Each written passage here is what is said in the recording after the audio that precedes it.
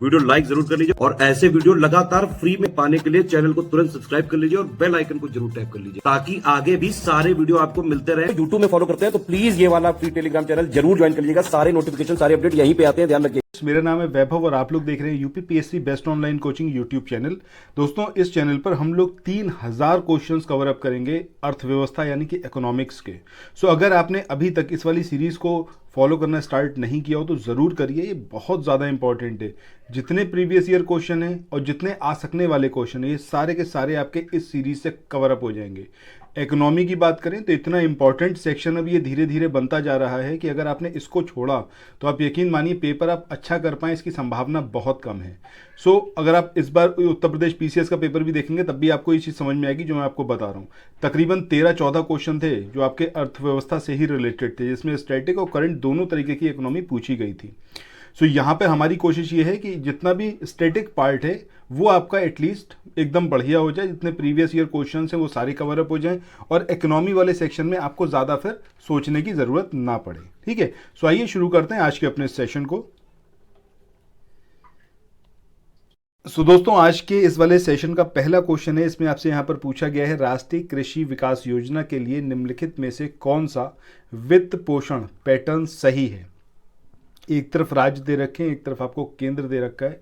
आपको बताना है राष्ट्रीय कृषि विकास योजना के लिए कौन सा पोषण पैटर्न सही है। सो अब ये आपका राज्य का 0%, केंद्र का 100%, राज्य का 25%, केंद्र का 75%, राज्य का 50%, केंद्र का 50% या फिर राज्य का 75% और केंद्र का 25%। तो सही पैटर्न कौन सा आएगा हमारा? ऑप्शन ए, यानी कि राज्य का 0% और केंद्र का 100%। सो राष्ट्रीय कृषि विकास योजना के लिए ये पैटर्न जो है वो सही है। दोस्तों, वीडियो में आगे चलें इससे पहले एक बहुत इंपॉर्टेंट सूचना है आप लोगों के लिए। अगर आप लोग उत्तर प्रदेश पीसीएस 2024 के लिए तैयारी कर रहे हैं, आप समीक्षा अधिकारी के लिए तैयारी कर रहे हैं या फिर बीईओ के लिए तैयारी कर रहे हैं, सो किसी भी संस्थान को ज्वाइन करने से पहले उसके बारे में ज़रूर जानिएगा। स्टडी फॉर सिविल सर्विसेज के बारे में यहाँ पर मैं आपको बताने जा रहा हूँ कि ये जो आप अपने स्क्रीन पर देख रहे हैं ये वो क्वेश्चन है जो एग्जामिनेशन में आपसे पूछा गया है और ये है हमारा कंटेंट जहाँ से डायरेक्टली ये क्वेश्चन आपके लिए हमने पहले ही अवेलेबल करवाया था। तो इन टोटल अगर हम बात करें तो आपका 125 क्वेश्चन से ज़्यादा क्वेश्चन आपको स्टडी फॉर सिविल सर्विसेज के मटेरियल से ही मिले हैं। दैट मीन्स कि अगर आपने स्टडी फॉर सिविल सर्विसेज को ज्वाइन किया हुआ है तो आपका सिलेक्शन इंश्योर हो जाता है। ये पेड क्विज है, अगर आपने पेड क्विज ज्वाइन करा है तो पेड क्विज में भी देखिए यहाँ पर डायरेक्टली क्वेश्चन है और वही क्वेश्चन आपके एग्जाम में पूछा गया है। सो कुछ भी ऐसा नहीं है जो यहाँ पर स्टडी फॉर सिविल सर्विस के द्वारा ना करवाया गया हो। ऑलमोस्ट सारे क्वेश्चन आपको ऐसे ही देखने को मिल जाएंगे स्टडी फॉर सिविल सर्विसेज के थ्रू जो जिनको करवाया गया है और एग्जामिनेशन में वो डायरेक्टली क्वेश्चन यहाँ पर पूछे गए हैं।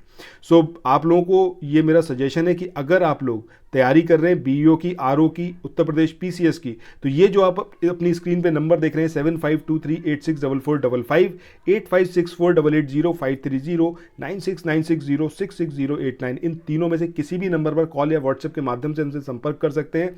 इसके अलावा ज्ञान सर से व्हाट्सएप के माध्यम से आप संपर्क करना चाहें तो आप ये 7838692618 इस नंबर पर आप बात कर सकते हैं। देखिए यहाँ पर ये बताना सिर्फ इतना सा ही मेरा पर्पस है इसको बताने का, ताकि आप किसी और के ट्रैप पे ना फंसें। आप वहाँ से अपनी तैयारी को स्टार्ट करें, उनके मार्गदर्शन में अपनी तैयारी स्टार्ट करें जहाँ से आपकी सफलता सुनिश्चित हो। क्योंकि आज की डेट में अगर आप बात करें तो भाई समय ये सबसे कीमती है। जो मनी है वो इतनी वैल्यू नहीं रखती, बट आपका टाइम बहुत मायने रखता है। एक साल जो आपकी तैयारी होगी वो डिसाइड करेगी आपका पूरा आने वाला फ्यूचर। सो आप अपने टाइम को वेस्ट बिल्कुल ना करें, वहाँ इन्वेस्ट करिए जहाँ पर आपका सिलेक्शन इंश्योर हो रहा है। तो ये स्टडी फॉर सिविल सर्विसेज के थ्रू जो पढ़ाया गया है, जो स्टडी मटेरियल प्रोवाइड किया गया है, सो उसी के यहाँ पर ये स्क्रीनशॉट है जिससे आपको ये पता चल रहा है कि भाई कौन कौन से क्वेश्चन आए और कहाँ से क्वेश्चन आए हैं। एक एक चीज़ आपको यहाँ पर देखने को मिलेगी स्टडी फॉर सिविल सर्विसेज के स्टडी मटेरियल से पूछी गई है, जो अभी पीसीएस का 14 मई को पेपर हुआ है। सो मुझे लगता है कि आप लोगों को ये जानकारी होना बेहद ज़रूरी है कि आपको कहाँ इन्वेस्ट करना चाहिए, किसके मार्गदर्शन में अपनी तैयारी करनी चाहिए। सो ज्ञान सर को आप तुरंत ज्वाइन करिए, स्टडी फॉर सिविल सर्विसेज को। जो नंबर्स मैंने आपको बताए उन नंबर्स पर कॉल करिए और Uttar Pradesh PCS, RO, BEO, even अगर आप लोग वीडियो की तैयारी कर रहे हैं तो वीडियो के भी लेटेस्ट बैच को लॉन्च किया गया है जिसके थ्रू आप पूरी तैयारी कर सकते हैं। ठीक है, सो फिर मिलते हैं। इसके बाद अगले क्वेश्चन की बात करते हैं। इस क्वेश्चन में पूछा गया है विश्व में जीवन प्रत्याशा सबसे ज़्यादा कहाँ पर है या फिर सर्वाधिक कहाँ पर है। तो सही आंसर क्या आएगा आपका ऑप्शन सी यानी कि जापान। नेक्स्ट क्वेश्चन पे चलते हैं। इस क्वेश्चन को देखिए हमने पहले भी कवर अप किया हुआ है। अगला क्वेश्चन यहाँ पर है, इसमें पूछा गया है कि पी सेनगुप्ता और जी सदास्युक 1968 में भारत को कितने सूक्ष्म कृषि क्षेत्रों में विभाजित किया था इन्होंने। सो अब ये 58 में, 63 में, 60 या फिर 65 कितने एग्रीकल्चर जोन में इंडिया को डिवाइड करा गया था। तो सही आंसर ऑप्शन सी आएगा यानी कि 60। नेक्स्ट क्वेश्चन पे चलते हैं। देखिए पैरेलली आप लोग क्वेश्चन खुद से भी ट्राई करते रहिएगा ताकि आपको पता चले कि कितने क्वेश्चन आप यहाँ पर अर्थव्यवस्था वाले सेक्शन में कर पा रहे हैं खुद से। अगला क्वेश्चन है योजना आयोग ने 8वीं योजना के लिए भारत को कितने कृषि जलवायु क्षेत्रों में विभाजित किया था। तो इसका सही आंसर क्या आएगा आपका ऑप्शन बी यानी कि 15। सो योजना आयोग ने 8वीं योजना के लिए भारत को 15 कृषि जलवायु क्षेत्रों में विभाजित किया था। इसके बाद अगले क्वेश्चन की बात करते हैं। यहाँ पर पूछा गया है राष्ट्रीय बागवानी मिशन निम्नलिखित में से किस पंचवर्षीय योजना में शुरू किया गया। 11वीं पंचवर्षीय योजना, 10वीं पंचवर्षीय योजना, 9वीं या फिर उपर्युक्त में से कोई नहीं। तो सही आंसर क्या आएगा आपका ऑप्शन बी यानी कि 10वीं पंचवर्षीय योजना। इसके बाद अगले क्वेश्चन की बात करते हैं। यहाँ पर आपसे पूछा गया है राष्ट्रीय बागवानी मिशन कब शुरू किया गया। अब 10वीं पंचवर्षीय योजना में इसको शुरू किया गया था, बट कौन से महीने या फिर कौन से साल में इसको शुरू किया गया। तो सही आंसर क्या आएगा आपका मई 2005। मई 2005 में राष्ट्रीय बागवानी मिशन को शुरू किया गया था। इसके बाद नेक्स्ट क्वेश्चन की बात करते हैं। इस क्वेश्चन में पूछा गया है निम्नलिखित में से कौन सा राज्य राष्ट्रीय बागवानी मिशन NHM के अंतर्गत आता है। अब ये जम्मू कश्मीर है, अरुणाचल प्रदेश है, उत्तर प्रदेश है या फिर हिमाचल प्रदेश है। तो सही आंसर यहाँ पर क्या होगा ऑप्शन सी यानी कि उत्तर प्रदेश। उत्तर प्रदेश जो है वो राष्ट्रीय बागवानी मिशन के अंतर्गत आता है। चलिए नेक्स्ट क्वेश्चन पे मूव ऑन करते हैं। अगले क्वेश्चन में यहाँ पर पूछा गया है कि निम्नलिखित में से कौन सा राष्ट्रीय बागवानी मिशन का उद्देश्य नहीं है। सो कौन सा उद्देश्य नहीं है ये आपको बताना है। तो यहाँ पर वित्तीय सहायता प्रदान करना, बागवानी में उच्च विकास प्राप्त करना, कटाई के बाद का प्रबंधन और मानव संसाधन विकास। तो कौन सा इसका एक ऑब्जेक्टिव नहीं है। तो सही आंसर ऑप्शन ए यानी कि वित्तीय सहायता प्रदान करना ये ऑब्जेक्टिव नहीं है राष्ट्रीय बागवानी मिशन का, जिसको 2005 में स्टार्ट किया गया था या फिर लॉन्च किया गया था। अगले क्वेश्चन की बात करें। यहाँ पर पूछा गया है कृषि श्रमिक सामाजिक सुरक्षा योजना ये क्या प्रदान करती है। ग्रामीण स्तर पर अधिक गुणवत्ता वाला जीवन, अतिरिक्त श्रम रोजगार, पेंशन और बीमा के लाभ या फिर सहायता प्राप्त आवास सुविधाएं। तो कृषि श्रमिक सामाजिक सुरक्षा योजना क्या प्रदान करती है ये आपको यहाँ पर बताना है। तो सही आंसर क्या आएगा आपका पेंशन और बीमा के लाभ प्रदान करती है कृषि श्रमिक सामाजिक सुरक्षा योजना।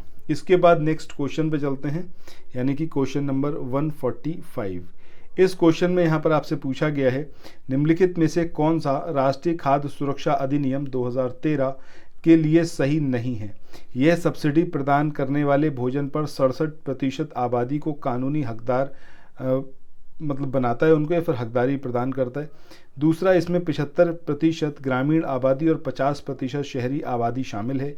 तीसरा, इसकी केवल 2 अनुसूचियां हैं जो भोजन के मूल्य और पोषण मानकों को जारी करने के लिए निर्धारित की गई हैं। और चौथा है आपका इसमें या फिर डी ऑप्शन है जिसमें कहा गया है कि उपरोक्त सभी।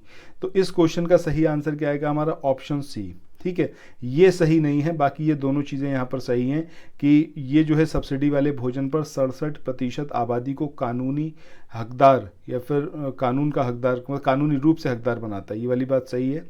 और 75% ग्रामीण आबादी और 50% शहरी आबादी इसमें शामिल है। बट इसमें केवल 2 अनुसूचियां हैं जो भोजन के मूल्य और पोषण मानकों को जारी करने के लिए निर्धारित करती हैं, ये यहाँ पर सही नहीं है। ठीक है, चलिए नेक्स्ट क्वेश्चन पे मूव ऑन करते हैं।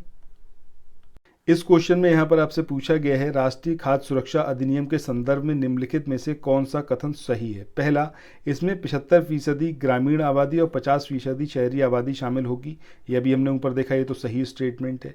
दूसरा, महिलाओं और बच्चों के पोषण संबंधी समर्थन पर विशेष ध्यान है, दिस इज ऑल्सो करेक्ट।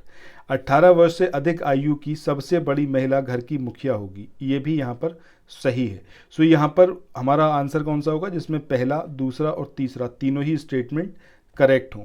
तो सही आंसर हमारा कौन सा आएगा? Option C. ठीक है, ऑप्शन सी में पहला, दूसरा और तीसरा तीनों स्टेटमेंट करेक्ट है। उसके बाद अगले क्वेश्चन की बात करते हैं। ये भी आपका राष्ट्रीय खाद्य सुरक्षा अधिनियम 2013 के ऊपर ही दिया हुआ है। इसमें पूछा गया है, उसके संदर्भों पर यहाँ पर आपको विचार करना है। अब यहाँ पर ये स्टेटमेंट वाइज दिया हुआ है, फिर आपको बताना है कि नीचे कौन सा कूट जो है वो सही है। तो सबसे पहले यहाँ पर देखें तो पहला है यहाँ पर गरीबी रेखा से नीचे यानी कि बीपीएल की श्रेणी में आने वाले परिवार ही सब्सिडी वाले खाद्यान्न प्राप्त करने के पात्र हैं। दूसरा है राशन कार्ड जारी करने के उद्देश्य से घर की सबसे बड़ी महिला जिसकी आयु 18 वर्ष या उससे अधिक है घर की मुखिया होगी। तीसरा, गर्भवती महिलाएं और स्तनपान कराने वाली महिलाएं गर्भावस्था के दौरान और उसके बाद 6 महीने के लिए प्रतिदिन 1600 कैलोरी के टेक होम राशन की हकदार हैं। तो यहाँ पर ये स्टेटमेंट हमारा यहाँ पर जो है वो सही नहीं है। थर्ड वाला ये यहाँ पर इनकरेक्ट है, और ये जो पहला स्टेटमेंट है दिस इज ऑल्सो इनकरेक्ट। ठीक है, तो सही स्टेटमेंट हमारा कौन सा है? केवल 2, ये हमारा यहाँ पर सही स्टेटमेंट है। सो आइए इसका आंसर देखते हैं कौन सा वाला होगा। सो ऑप्शन बी जो होगा वो यहाँ पर हमारा सही आंसर होगा। ठीक है, चलो नेक्स्ट क्वेश्चन पे चलते हैं। इस क्वेश्चन में यहाँ पर आपसे बोला गया है कि भाई निम्नलिखित कथनों पर आप विचार करें। पहला कथन दिया हुआ है, खाद्य सुरक्षा और मानक अधिनियम 2006 ने खाद्य अपमिश्रण निवारण अधिनियम 1954 का स्थान लिया। दूसरा है, भारतीय खाद्य सुरक्षा और मानक प्राधिकरण FSSAI केंद्रीय स्वास्थ्य और परिवार कल्याण मंत्रालय में स्वास्थ्य सेवा महानिदेशक के अधीन है। अब आपको बताना है कि कौन सा स्टेटमेंट यहाँ पर जो है वो सही होगा। अब केवल एक स्टेटमेंट सही है, केवल 2 सही है, दोनों सही हैं, या फिर इनमें से कोई भी सही नहीं है। सो देखिए यहाँ पर अगर हम बात करें पहले स्टेटमेंट की जिसमें बात करी गई है खाद्य सुरक्षा और मानक अधिनियम 2006 ने खाद्य अपमिश्रण निवारण अधिनियम 1954 का स्थान लिया है, ये वाली बात यहाँ पर सही है। सो पहला स्टेटमेंट यहाँ पर करेक्ट है, जबकि दूसरा स्टेटमेंट यहाँ पर करेक्ट नहीं है। तो सही आंसर यहाँ पर क्या आएगा हमारा? केवल 2, यानी कि ऑप्शन बी जो होगा वो यहाँ पर हमारा सही, सॉरी ऑप्शन ए जो होगा वो यहाँ पर सही होगा, जिसमें केवल एक जो है, क्योंकि दूसरा वाला स्टेटमेंट तो हमारा इनकरेक्ट है ना। सो सिर्फ पहला वाला स्टेटमेंट यहाँ पर सही है, तो आंसर क्या आएगा? Option A. इसके बाद नेक्स्ट क्वेश्चन की बात करते हैं। क्वेश्चन नंबर 149, यहाँ पर आपसे पूछा गया है निम्नलिखित में से कौन सा राष्ट्रीय खाद्य सुरक्षा मिशन का उद्देश्य नहीं है। ठीक है, जो NFSM है नेशनल फूड सिक्योरिटी मिशन, इसका ऑब्जेक्टिव क्या नहीं है ये आपको बताना है। सबसे पहला यहाँ पर कि उच्च उपज वाली किस्मों के बीजों का वितरण, ये इसका एक ऑब्जेक्टिव है। बेहतर उत्पादन तकनीक का प्रदर्शन, this is also an objective. फिर ऋण सुविधाओं को मजबूत करना, ये इसका ऑब्जेक्टिव नहीं है। जबकि नई जारी की गई फसलों की किस्मों को लोकप्रिय बनाना भी इसका एक ऑब्जेक्टिव है। तो सही आंसर हमारा क्या होगा? आपका ऑप्शन सी, ये इसका एक ऑब्जेक्टिव नहीं है। सो दोस्तों इसी के साथ हम पहुंच चुके हैं आज के अपने इस वाले सेशन के आखिरी क्वेश्चन। तो अब बात करते हैं लास्ट क्वेश्चन की। इसमें पूछा गया है भारत में राष्ट्रीय खाद्य सुरक्षा मिशन प्रभावी हुआ, कब से प्रभावी हुआ ये आपको यहाँ पर बताना है। अब ये रबी सीज़न 2007-8 में, खरीफ सीज़न 2007-8 में, रबी सीज़न 2005-6 या फिर खरीफ सीज़न 2006-7। सो यहाँ पर इसका सही आंसर क्या आएगा आपका? ऑप्शन ए, यानी कि रबी सीज़न 2007-2008, इसमें राष्ट्रीय खाद्य सुरक्षा मिशन जो था वो प्रभावी हुआ था। ठीक है, सो आंसर हमारा क्या आएगा? Option A. सो इसी के साथ आज के इस वाले सेशन को यहाँ पर एंड करते हैं, फिर मिलते हैं नेक्स्ट वीडियो में। तब तक प्लेलिस्ट में जाइए, प्रीवियस वीडियोस को ज़रूर देखिए। Thank you so much.